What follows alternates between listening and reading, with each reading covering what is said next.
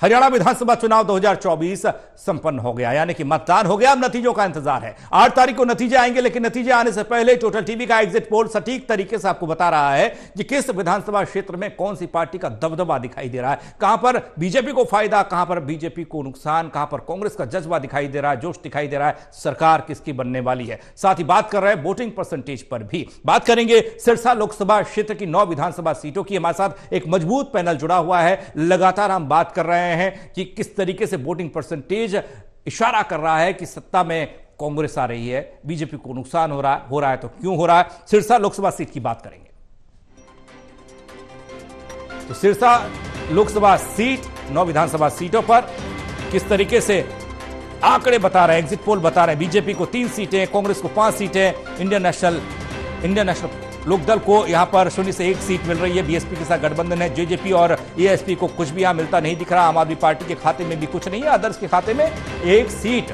सिरसा लोकसभा क्षेत्र में 9 विधानसभा सीटों का यह आंकड़ा, यह एग्जिट पोल इशारा कर रहा है।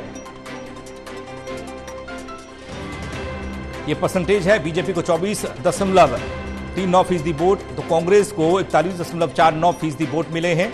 इंडियन नेशनल लोकदल और बीएसपी का गठबंधन है। 18.85% मतदान लोगों ने इनके पक्ष में किया। जेजेपी और एएसपी के गठबंधन को मिले हैं 6.19% वोट। आपको 3.24% वोट मिले हैं। अदर्स के खाते में 5.84% वोट मिले हैं। मैं इस चर्चा की शुरुआत आपसे कर रहे हैं। हिसार लोकसभा क्षेत्र में 9 विधानसभा सीटें, ये वोटिंग परसेंटेज कांग्रेस को काफी एज दे रहा है, काफी आगे दिखा रहा है। लोग कांग्रेस के साथ दिखाई दे रहे हैं, क्यों? देखिए, शुरुआत में हमें लग रहा था कि यहाँ पर एक mutual understanding Bharatiya Janata party और इंडियन नेशनल लोकदल के बीच है। इसी वजह से भारतीय जनता पार्टी ने बेहद कमजोर कैंडिडेट दिए हैं और इंडियन नेशनल लोकदल को पास यहाँ पर देने की कोशिश चुनाव से पहले ही भारतीय जनता पार्टी के रणनीतिकारों की तरफ से की गई है। इसका नतीजा ये नजर आ रहा था कि यहाँ पर अगर भारतीय जनता पार्टी और अगर आईएनएलडी मिलकर चुनाव लड़ रहे हैं तो यकीनन फिर आईएनएलडी के खाते में 3 से 4 सीटें कम से कम आनी चाहिए। विधानसभा के लिहाज से पूरा का पूरा जिला अगर जो है यहाँ अभय सिंह चौटाला के इंडियन नेशनल लोकदल और को भारतीय जनता पार्टी ने सौंपने का काम किया है, तो ऐसे में यहाँ फायदा इंडियन नेशनल लोकदल को मिलना चाहिए था। लेकिन वोटर ने ये कबूल नहीं किया। वोटर जो है कांग्रेस पार्टी के साथ खड़ा हुआ नजर आ रहा है। यहाँ पर ये जो अंडरस्टैंडिंग बनाई गई थी भारतीय जनता पार्टी और इंडियन नेशनल लोकदल के बीच, ये जो है इक्वेशन काम करती नजर नहीं आई। वोटर्स ने इसे दरकिनार किया है। इस फैसले के खिलाफ वोटर्स वोट करते हुए नजर आए हैं। मैं थोड़ा सा संकेत ये भी देना चाहूंगा कि कौन सी सीटों पर कौन जो है इस वक्त जीत की मंजिल तक पहुंच सकता है। एग्जिट पोल के नतीजे आखिर क्या कुछ कह रहे हैं। जिक्र यहाँ पर डबवाली सीट का करेंगे तो सिरसा लोकसभा क्षेत्र की डबवाली सीट पर जननायक जनता पार्टी के भी हाई प्रोफाइल नेता यहाँ पर चुनाव मैदान में उतारे गए थे। दिग्विजय सिंह चौटाला को चुनाव मैदान में उतारा गया था। इसके अलावा अमित सिहाग जो कि कांग्रेस पार्टी के मौजूदा विधायक हैं, डॉक्टर केवी सिंह के बेटे भी हैं, ये जो है मुझे लगता है कि अगर तीनों मुकाबले की स्थिति हालांकि एग्जिट पोल में दिखाई गई है, लेकिन अपर एज अगर मिलेगा तो यहाँ पर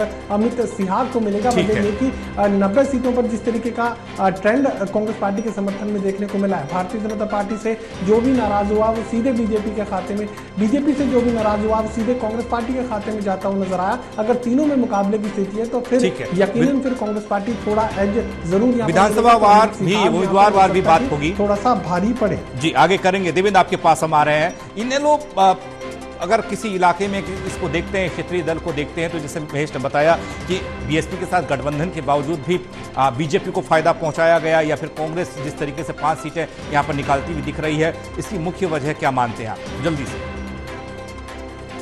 देखिए पंकज, इनेलो गढ़ रहा है, इनेलो की जड़ें सिरसा में है। चौधरी देवीलाल, ओम प्रकाश चौटाला, अब उनके पोते और उनके बेटे राजनीति कर रहे हैं।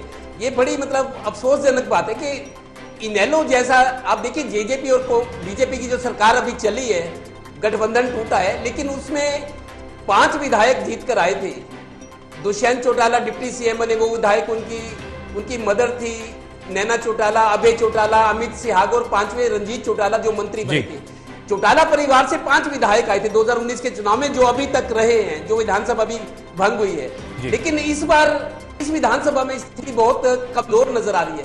फायदा कांग्रेस को मिलता नजर आ रहा है। जब बीजेपी और इनेलो का गठबंधन होता था, इनेलो की सीटें सिरसा से निकलती थी और बीजेपी के गठबंधन के साथ सरकारें चली। लेकिन अब अपने ही क्षेत्र में इनेलो बहुत कमजोर हो गई। बीजेपी के हिस्से में कुछ नहीं और इनेलो को 20 से 1 सीट आ रही सर। जी, वीरेंद्र जी, ये सवाल है, आगे हम जब चर्चाएं करेंगे, जब आगे चलेंगे, तो इनेलो क्षेत्रीय दल कैसे कमजोर और अपने ही इलाके, अपने ही गढ़ में कोई सीट यहाँ पर आती नहीं दिख रही, महज गठबंधन को 0 से 1 सीट दिखाई दे रही है।